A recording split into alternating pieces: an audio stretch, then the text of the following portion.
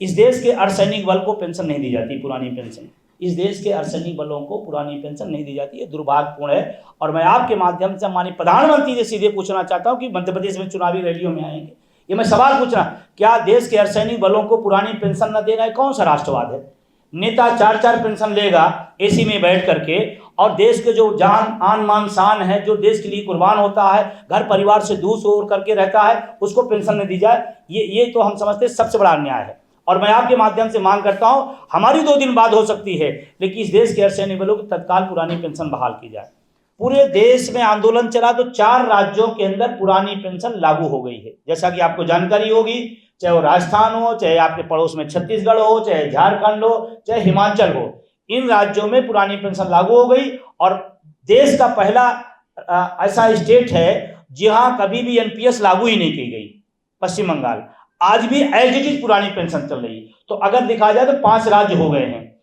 इन राज्यों में हमारी ये कोशिश थी कि हमारी बात सुनी जाए, अब नहीं सुनी जा रही है, तो सबसे बड़ा उत्सव होता है चुनाव का। और हमारे पास डॉक्टर भीमराव अंबेडकर साहब ने संविधान में एक ताकत दी है, अपने वोट की ताकत। और हम तो अपील सारे प्रदेश के कर्मचारियों से कहना चाहते हैं कि 100% मतदान करें और अपने मुद्दे वोट करें। Vote for OPS. जो पार्टी सत्तारूढ़ है प्रदेश में भी और केंद्र में भी, अभी घोषणा पत्र आया है और हम इसका जो अध्ययन कर रहे हैं, देख पा रहे हैं, इसमें हम कहीं नहीं है। मतलब जितनी योजनाएं हैं, सारी योजनाओं को लागू करने वाला, लागू करवाने वाला, ग्राउंड को उतारने वाला, उसकी कहीं चर्चा नहीं है। एक जगह भी जगह नहीं दी गई कि ये जो योजनाएं चालू की, वो शिक्षक, कर्मचारी, अधिकारी ही सरकार की योजनाओं को इम्प्लीमेंट करता है, और उसमें एक जगह भी चर्चा नहीं की है। जबकि मैं कहता हूं कि सरकार का आंख नाक कान होता है सरकारी कर्मचारी।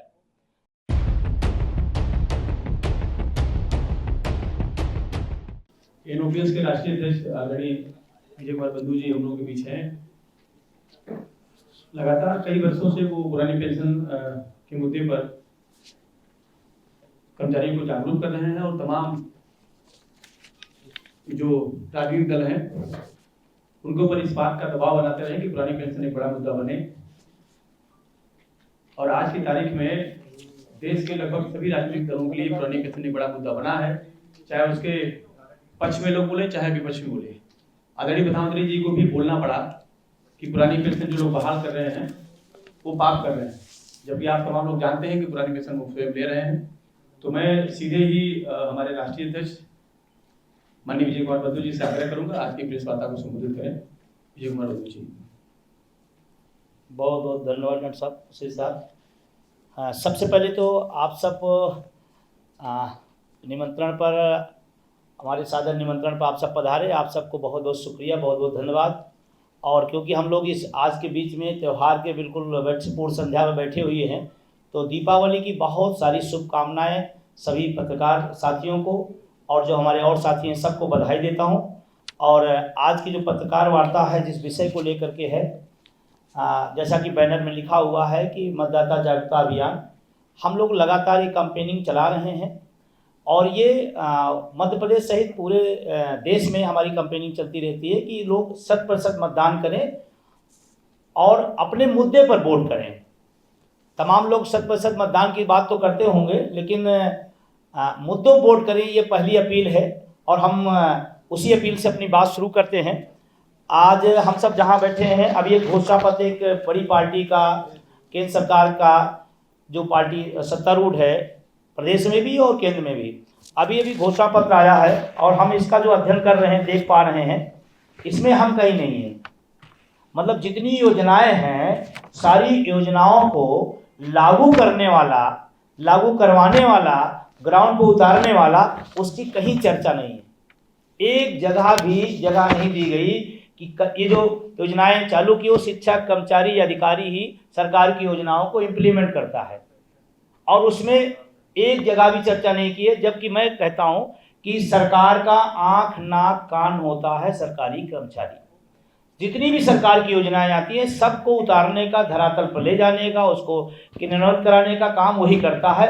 दुर्भाग्य से हमारा जो मुद्दा है, इसमें कहीं भी नहीं दिखाई, जब हम लोग बहुत उम्मीद में थे कि हो सकता है कि हम भी कहीं इसमें दिख जाएं, लेकिन इसमें है नहीं। तो ये बड़ा दुर्भाग्यपूर्ण है। बड़ी आशा में थे लेकिन निराशा मिली। हमको तो लगा कि दीपावली गिफ्ट मिलेगा, कम से कम बात तो आ जाएगी, लेकिन बात भी नहीं आई। और जब बात ही नहीं आई तो मिलने का कोई सवाल नहीं है। ये बहुत दुर्भाग्यपूर्ण, शिक्षक कर्मचारियों में बहुत निराशा है। आज इसका इंतजार हम नहीं, मध्य प्रदेश सहित पूरा देश कर रहा था कि हो सकता है कोई स्टेप उठाएं, सरकार नहीं उठाएं। अब मैं अपने मूल विषय पर आते हैं, जिस पर जो पुरानी पेंशन हमारा मूल विषय है, जिसको लेकर के हम लगातार पिछले 10 सालों से आंदोलनरत हैं। मध्य प्रदेश के अंदर हमने जितने भी संभाग हैं, सभी संभाग में पेंशन महाकुंभ किए। शायद आप सबको जानकारी होगी, चाहे जहाँ का, चाहे अशोकनगर का रहा हो, चाहे उज्जैन का रहा हो, चाहे भोपाल का रहा हो, हमने सारे में पेंशन महाकुंभ किया। इस बात के लिए कि हमारे माननीय मुख्यमंत्री निवर्तमान हो सकता है बात सुन लें, लेकिन शायद उनको लगा कि ये बहुत छोटा मुद्दा है, कर्मचारियों की बहुत छोटी संख्या होती है, इसलिए उनको ज़्यादा ध्यान नहीं देना है, जो भी चीज़ें हैं। लेकिन मैं बहुत निराश हूँ, दुखी हूँ कि जिस मांग को पूरा देश मान रहा है, उस मांग को मानने की बात तो छोड़ो, उसको अपने में जगह भी न देना दुर्भाग्यपूर्ण है।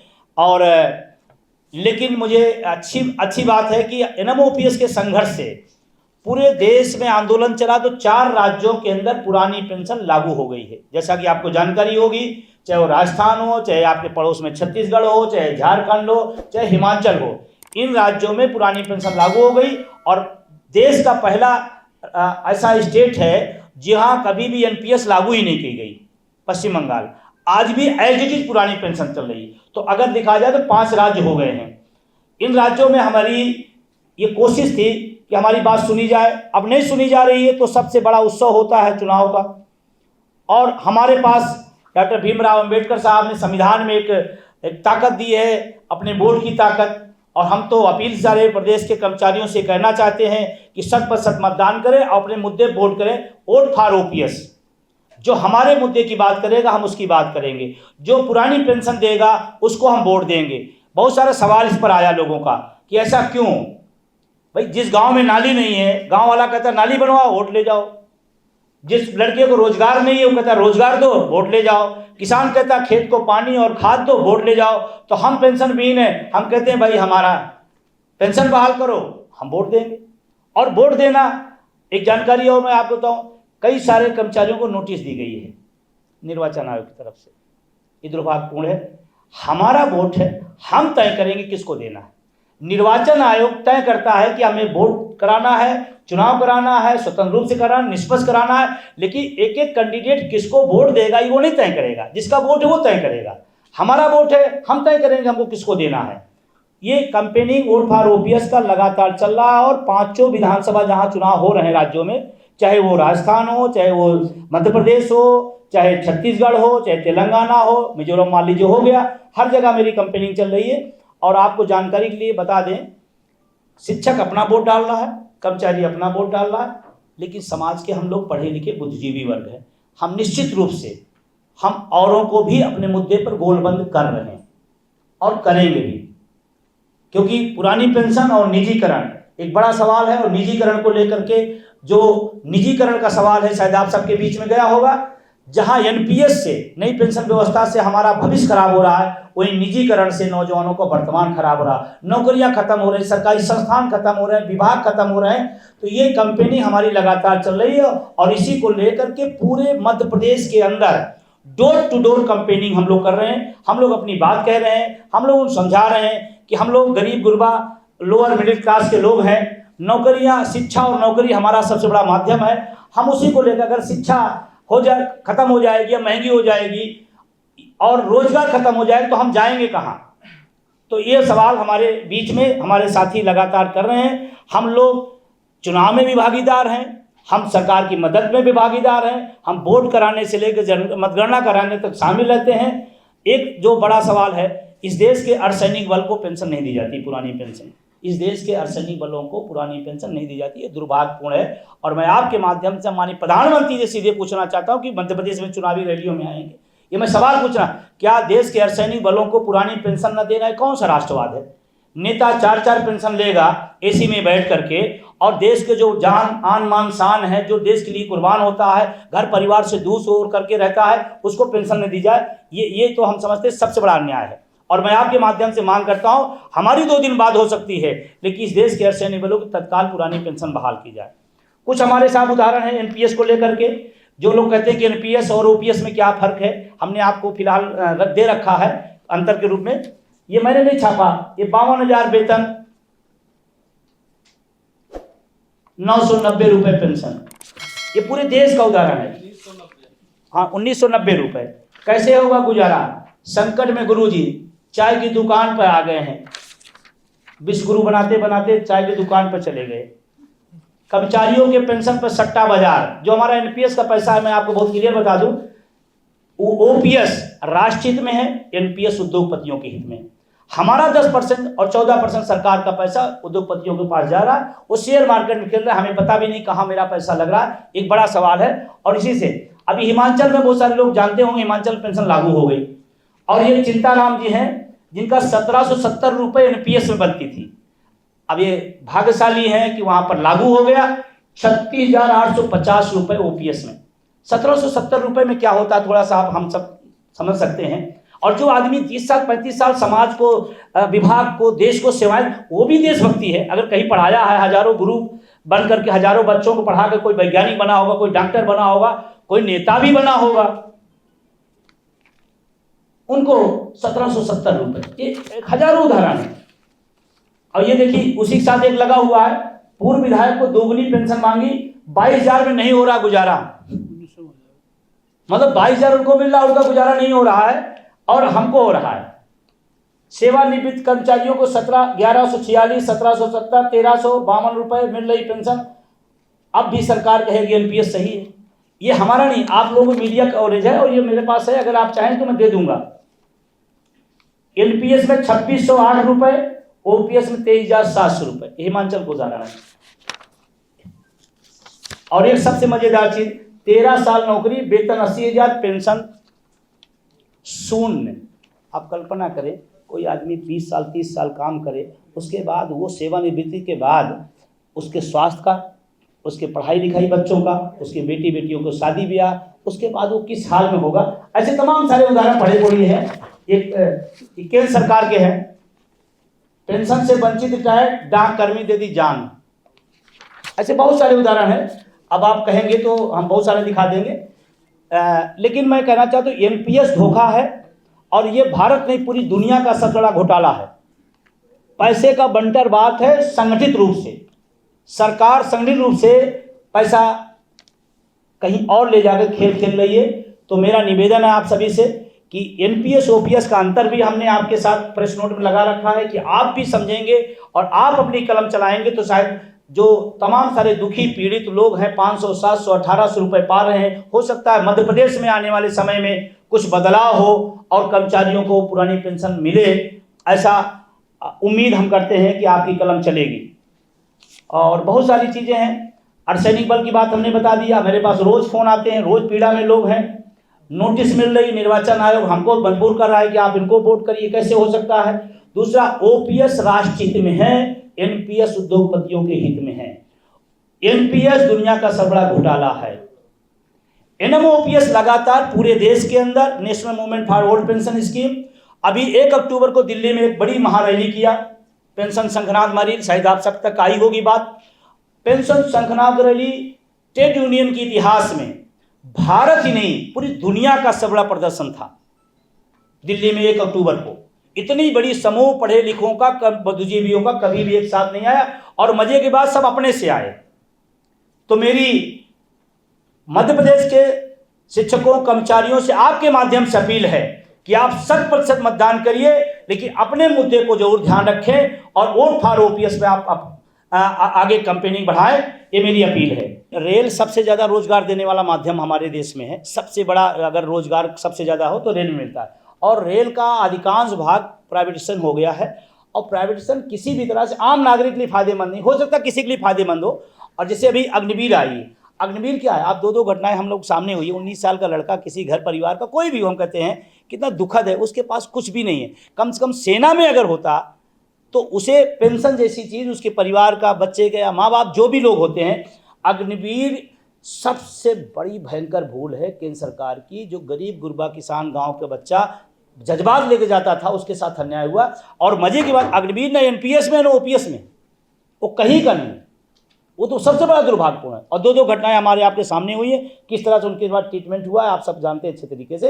ये बिल्कुल गलत है और ये देश के 80% जो आबादी है, जो इस देश के लिए मरना जानती है, लड़ना जानती है, उसके साथ अन्याय है। मैं दिल्ली गवर्नमेंट से रिटायर्ड हूँ, मैं चुनाव प्रोसेस का ट्रेनर रहा हूँ। ये नोटिस एब्सोल्युटली इलीगल है। चुनाव आचार संहिता वोटर्स पर लागू नहीं होती, चुनाव लड़ने वालों पर लागू होती है, नंबर एक बात। दूसरी, अपने हक की बात कहना या अपने हक की मांग, मान लो कोई कहता है मुझे रोटी दो, जो रोटी देगा वोट देंगे, क्या ये अपराध है? क्या ये ऑफेंस हो सकता है कभी भी? स्पेन की एक कोर्ट ने कहा कि अगर कोई खाना खाने के लिए भूखा है और चोरी कर ले तब भी ऑफेंस नहीं है। तो अगर कोई पेंशन वाला पेंशन मांग रहा है, आप इसे कैसे कह सकते हैं कि ऑफेंस है? ये आचार संहिता तो चुनाव लड़ने वालों पर लागू होती है, वोटर्स पे थोड़ी लागू होती है। हम कर्मचारी हैं, वोटर भी हैं, और ये हमारा संवैधानिक हक है, संविधान में लिखा हुआ है। ये भी लिखा हुआ है कि पेंशन जो है भिक्षा नहीं है, पेंशन संवैधानिक अधिकार है। इसकी मांग करना, इसके आधार पर वोट देना। हम ये भी कह सकते हैं वी वांट, अभी हम सारे कर्मचारी से बोलेंगे आप लिख दीजिए अपने घर पे वी वांट ओपीएस। बताइए किस कानून में दंड दे सकते हैं आप? जो अधिकारी है, अगर इसको सुप्रीम कोर्ट ले जाएं तो इसको ना बहुत दंड भी मिल सकता है। अगर वो कोई कर्मचारी अपने घरों पे लिख कर लगा दें we want OPS, we want better hospitals, we want better education, whether you will punish them? Nobody can punish. और दूसरी बात, मैं आपको, आप थोड़ा बहुत जल्दी में लग रहा है मुझे, बस मैं आपसे बात करना चाहता हूँ। मैं रिटायर्ड अधिकारी हूँ, पढ़ी लिखी लोग जैसी बात करेंगे, आप बैठिए। एमपी का होता है नोटिस तो बहुत काम का होता है। देखिए, जो शेर होता है या बिल्ली होती है, वो यूपी की हो या मध्य प्रदेश की या हिमाचल की, काटती ही है। वो बिल्ली अलग अलग नजर की थोड़ी होती है। वो सरकार, राजस्थान में जो सरकार है, यहाँ भी सरकार है, सरकार तो इलेक्शन कमीशन है ना इस समय, तो नोटिस तो मतलब एक नेचर है, उसमें कोई फर्क नहीं पड़ता। मैं आपसे बात ये कहना चाह रहा था कि जो राजस्थान में भी और मध्य प्रदेश में भी हमारे वोटों का जो आंकड़ा है, मैं आपके सामने रखना चाह रहा था। हमारे पास